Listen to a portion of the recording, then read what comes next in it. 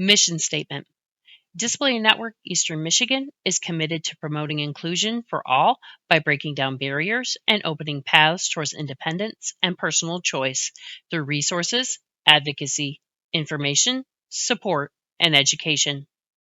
Disability Network Eastern Michigan's vision is together the work that each one of us does helps towards our vision of being a community where those living with disabilities are empowered to pursue personal growth and choice through access to community resources and supportive services.